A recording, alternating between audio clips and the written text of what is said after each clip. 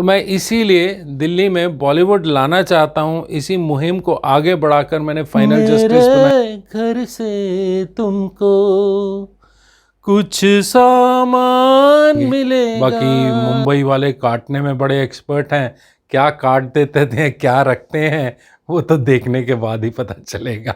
नमस्कार दोस्तों, एक बार फिर से आपका स्वागत है मेरे YouTube के चैनल ब्रिजेश भंडारी में, और जिसमें हमारी सीरीज चल रही है एक और वार्तालाप में मेरा हर बार ये प्रयास होता है कि मैं आपको एक नई शख्सियत से मिलाऊं और नए फील्ड के जो लोग होते हैं उनसे मैं मिलाऊं, वो चाहे एक्टिंग में हो, चाहे डांस में हो, चाहे म्यूज़िक में हो, चाहे सोशल वर्क में हो। तो ऐसे ही अब बात करते हैं हमारे आज की शख्सियत की, और आज के हमारे जो मेहमान हैं उनका नाम है विपिन के सेठी। बात करें सर के बारे में तो विपिन जी एक्टर हैं, प्रोड्यूसर हैं, डायरेक्टर हैं, पर सबसे पहले वो एक गुरु हैं। तो आइए उनका मैं अपने इस प्रोग्राम में स्वागत करता हूँ। नमस्कार सर, आपका बहुत बहुत स्वागत है मेरे इस प्रोग्राम में। और मैं जानता हूँ आपकी बहुत व्यस्तताएं और बहुत सारा आपका काम है, उसके बावजूद भी आपने मुझे समय दिया, उसके लिए धन्यवाद।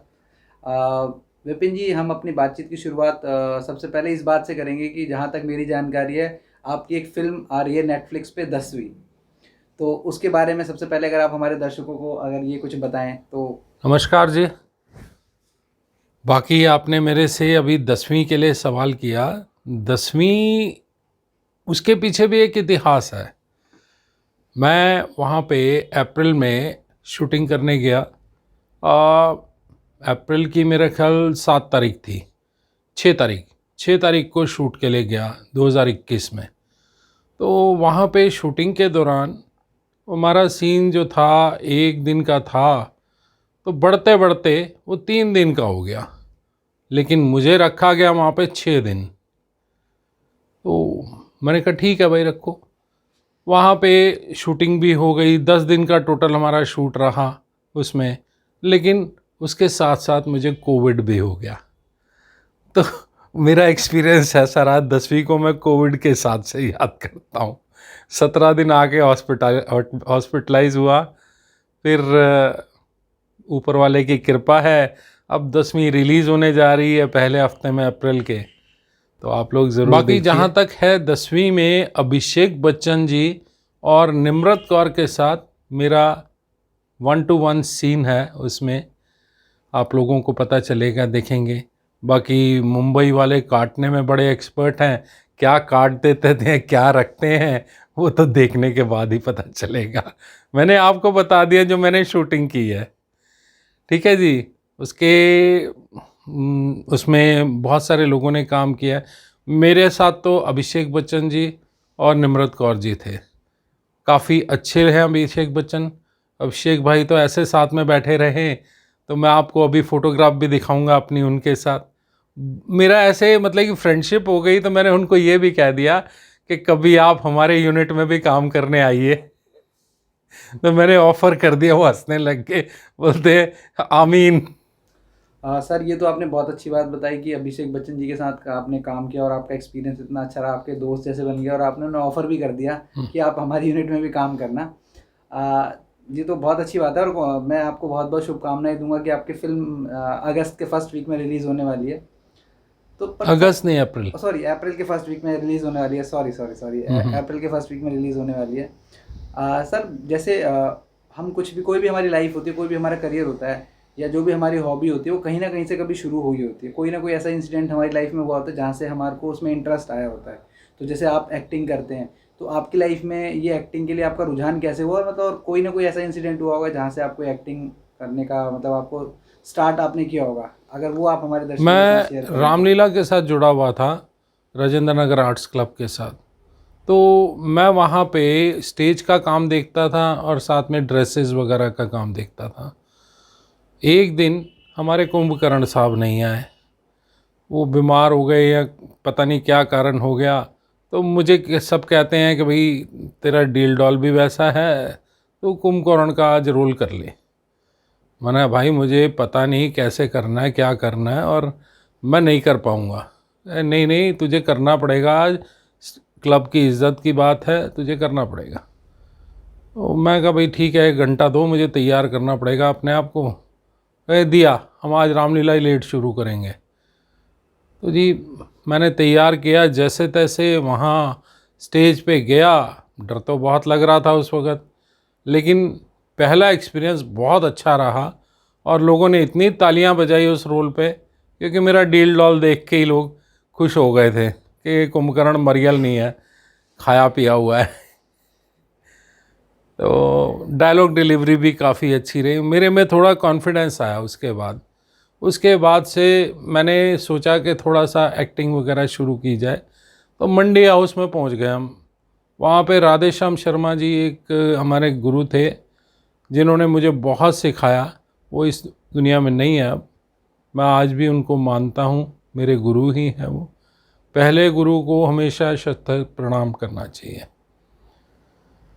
तो उन्होंने मुझे एक्टिंग, डायरेक्शन और म्यूज़िक वगैरह कैसे देते हैं थिएटर में, कैसे हम लाइटिंग करते हैं, सब कुछ सिखाया उन्होंने मुझे।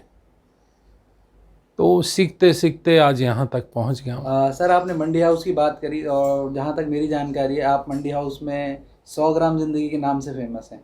और मैं अपने देखने वाले दर्शकों को एक चीज़ ये बता दूं कि सर मंडी हाउस में 100 ग्राम ज़िंदगी के नाम से फेमस है। अगर आप वहाँ पर किसी भी पुराने या किसी नए कलाकार से भी पूछेंगे 100 ग्राम ज़िंदगी, तो सर के बारे में आपको पूरी डिटेल दे देगा।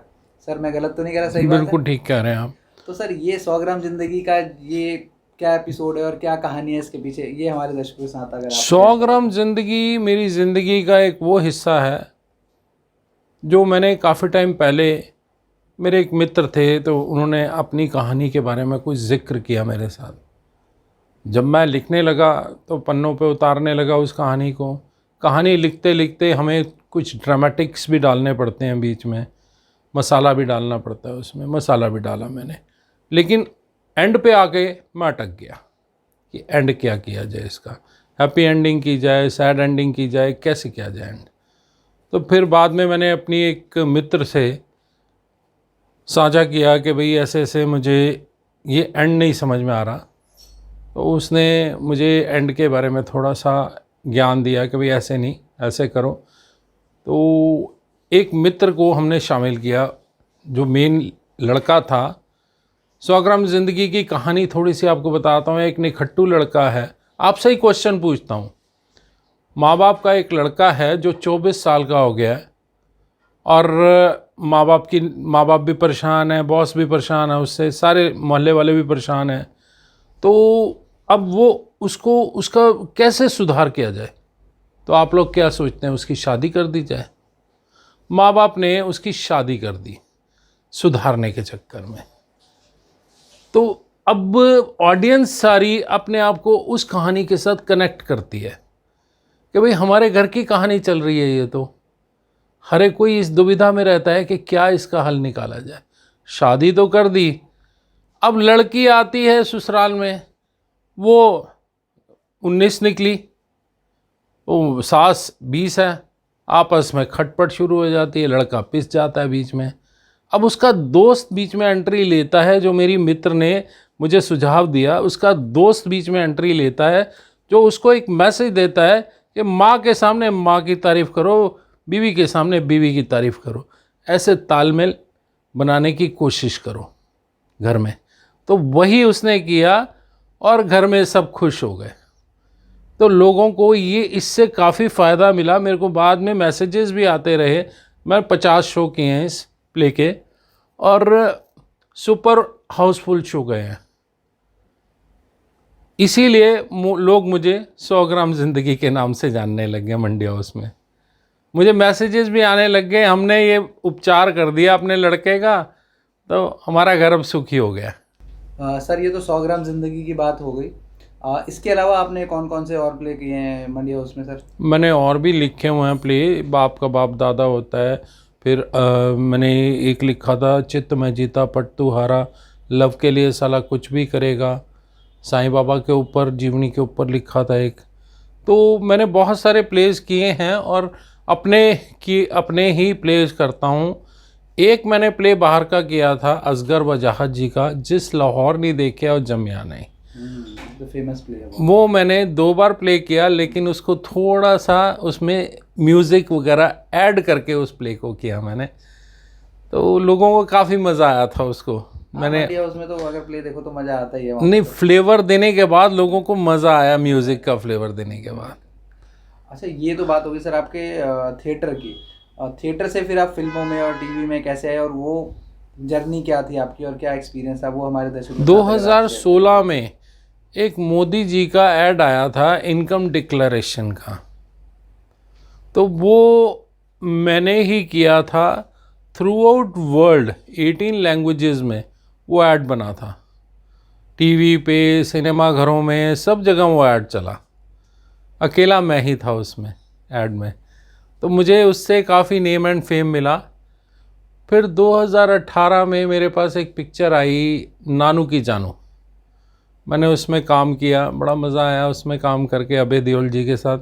लेकिन जैसे मैंने आपको बताया कि कैंची मारने में एक्सपर्ट हैं बॉम्बे वाले, तो मेरा तो बहुत बड़ा रोल था, 10 मिनट का रोल था, उन्होंने 2 मिनट में रोल निपटा दिया सारा, गाने के अंदर ही। डायलॉग भी बताने का मौका नहीं मिला, जबकि डायलॉग इतने बढ़िया थे उसके, और अभय देओल जी ने भी तारीफ़ की थी और मेरे साथ फ़ोटो भी खिंचवाई थी उन्होंने। पता नहीं क्या देखा होगा उन्होंने, चलो कोई बात नहीं। फिर मैंने 2020 में एक अपनी फिल्म बनाने का प्लान किया, अतिथि कब आओगे शमशान। मैंने उस पिक्चर को लिखा, उस पिक्चर का दिमाग में मेरे ऐसे आया, मेरी मौसी जी की डेथ हो गई, मैं ये सुभाष नगर शमशान में गया, वहाँ पे जा कर के देखा अर्थियों के पाल पहले ही से ही लकड़ियाँ सजी पड़ी हैं सारी। अर्थी मतलब कि खाली स्पेस होता है ना जलाने वाला, वहाँ पहले से ही लकड़ियाँ लगा रखी हैं। और मैंने कहा यार ये अतिथि का इंतज़ार कर रहे हैं, जैसे हमारे घर में टेबल पे खाना वाना लगा के बैठे होते हैं, अतिथि आएगा, ये लकड़ियों लगा के बैठे मैं। तो ऐसे ही दिमाग में नाम आ गया, अतिथि कब आओगे शमशान। तो तब दिमाग में एक आइडिया गूंजा। मेरे एक मित्र हैं गोविंद वाजपेयी जी, बहुत अच्छे एक्टर हैं, तो मैंने उनसे ये साझा किया कि भाई इसके ऊपर अगर पिक्चर बनाई जाए तो कैसा आइडिया रहेगा। उन्होंने कहा आइडिया तो गलत नहीं है, बहुत बढ़िया आइडिया है, लेकिन आप पिक्चर बनाओगे तो उसके लिए आपको कलाकार वगैरह बहुत सारे चाहिए होंगे सब। मैंने कोई बात नहीं, देखते हैं, करके देखते हैं। तो मैंने पिक्चर की शुरुआत शुरू की, तो करते करते काफ़ी दिक्कतें भी आई मेरे को पिक्चर बनाने में, क्योंकि दिल्ली में कोई मदद करने को तैयार नहीं था पिक्चर बनाने में। ज़्यादातर लोगों को समझ नहीं है, लेकिन फिर भी कहते हैं हाँ जी हम करेंगे, ना भी समझ हो हम करेंगे, ठीक है जी करो। लेकिन वो करते करते फिर वो ज़्यादा too many chefs spoil the broth, यही कहावत है हम कि भाई जितने ज़्यादा लोग ले लोगे बीच में वो खाना ख़राब होना ही होना है। तो फिर कई बीच में ख़राब भी हुए सीन, फिर दोबारा से शूट किए गए, करते करते जी पिक्चर कंप्लीट हो गई। अब रिलीज़ करने की बात आई, हमने एडिट भी करवा ली, सब करवा लिया। तो रिलीज़ करने की बात आई, हमने बहुत धक्के खाए, पीवीआर से कॉन्ट्रैक्ट भी मिल गया हमको, उन्होंने 350 सिनेमा दे दिया हमें। वो भी हमारे एक मित्र गए थे साथ में, तो उन्होंने कॉन्ट्रैक्ट लिखवा के दिया था साथ में, और वो 50-50 पे हमारा हुआ कि जी 50-50 पे हम रिलीज़ करेंगे पिक्चर। तो लेकिन अब मेरी किस्मत कहो क्या कहो कि 22 मार्च लॉकडाउन लग गया, सारे इंडिया में क्या सारे विश्व में लॉकडाउन लग गया। तो मुझे हार करके मजबूर हो करके 26 मार्च पिक्चर जो है वहाँ पे नेट ये MX प्लेयर पे देनी पड़ी। नहीं तो अगर सिनेमा थिएटर में आती तो बहुत नाम होता। चलो कोई बात नहीं, रिलीज़ तो हुई पिक्चर। उसके बाद मैंने तकरीबन 7-8 महीने के बाद एक और पिक्चर बनाई, फाइनल जस्टिस। फाइनल जस्टिस बहुत अच्छी स्टोरी है, मैं ये अपने YouTube चैनल पे चल रही है, बहुत बढ़िया स्टोरी है, 1 घंटा 6 मिनट की है, आप देखने जाइए। मेरा फिल्मी मिर्ची प्रोडक्शन का चैनल है, उस पर देखिए और कमेंट कीजिए। आपको रियलिटी में बोल रहा हूँ, आपको अच्छी लगेगी पिक्चर। सर ये तो बहुत अच्छी बात है कि आपकी फ़िल्म रिलीज़ हुई और आपने इतने सारे लोगों को वो फ़िल्म देखी, लोगों ने देखी और लोग देख भी रहे हैं, और आपने अपना यूट्यूब का जो सेकंड वाली दूसरी फ़िल्म बनाई है वो उसके बारे में बताया हमारे दर्शकों को, ये भी बहुत अच्छी बात है। सर का जो चैनल है, सर ने जो बताई है फ़िल्म, वो आप ज़रूर देखिएगा। और एक राज की बात मुझे पता है कि सर आप म्यूज़िक भी अच्छा, गाना भी अच्छा गाते हैं, तो प्लीज़ आप हमारे दर्शकों के लिए अगर कुछ गाएं तो। मैं लिरिसिस्ट भी हूँ, पहले तो एक बात बताऊँ, लिखता भी हूँ गाने और गाता भी हूँ। मैंने पहले एक साईं भजन भी गाया था, वो रिकॉर्ड कराया था, लेकिन अब इतना नहीं गा पाता हूँ क्योंकि उम्र के साथ हर एक चीज़, मैं अब कोई सिंगिंग में तो था नहीं ना, रफ़ी की तरह, रफ़ी जी और किशोर जी, अपना मन्ना दा, ठीक है ना, तो मैं वैसे गा लेता हूँ। मेरे घर से तुमको कुछ सामान मिलेगा, दीवाने शायर का एक दीवान मिलेगा, और एक चीज़ मिलेगी, टूटा खाली जाम। ओ मैं चला, मैं शायर बदनाम। वाह, बहुत ही अच्छा। ये जो गाना है ये मेरा भी बहुत फेवरेट गाना है, मैंने बहुत बार सुना है ये गाना, और बहुत अच्छा गाना है। ये राजेश खन्ना जी के ऊपर है, नमक हराम फिल्म जो है उससे रज़ा मुराद जी की डेथ हो रही होती है, वो कहते हैं कि ये गाना मुझे हाँ सुना दो। हाँ हाँ वो हाँ। शायर बदनाम जो था अमिताभ वो, बच्चन जी भी थे इसमें। नमक हराम मूवी है। सर अभी हमारी जब बातचीत हो रही थी तो मेरे दिमाग में एक बात ये आई कि लोग तो फिल्में मुंबई में जाके बनाते हैं, आप फिल्में दिल्ली में बना रहे हैं, तो ये सोच आपके बहुत दिमाग अच्छा में कैसे सवाल है? आपने पूछा है मेरे से। एक्चुअली मैं पिक्चर किस लिए बनाई यहाँ पे, मैं यहाँ पे ना बच्चों को देखता था, मुंबई जा रहा हूँ, मैं मुंबई जा रहा हूँ, मुंबई जाते भी थे। वहाँ ना मुंबई सबको तो काम नहीं दे पाती, स्ट्रगलर बन के रह जाते थे, और ड्रग एडिक्शन में, गंदे धंधों में पड़ जाना, माँ बाप को शक्ल नहीं दिखा पाना शर्म के मारे। तो मैंने इसी सोच के साथ ये सोचा कि दिल्ली में बॉलीवुड लेके आना चाहिए। तो मैंने अपनी पिक्चर में 110 कलाकारों को सिखा करके काम दिया है, जिसमें कि मनोज बख्शी जी भी हैं, दीप्तेश दास जी भी हैं, मेरे मित्र हैं, जितेंद्र गुप्ता जी भी हैं उसमें।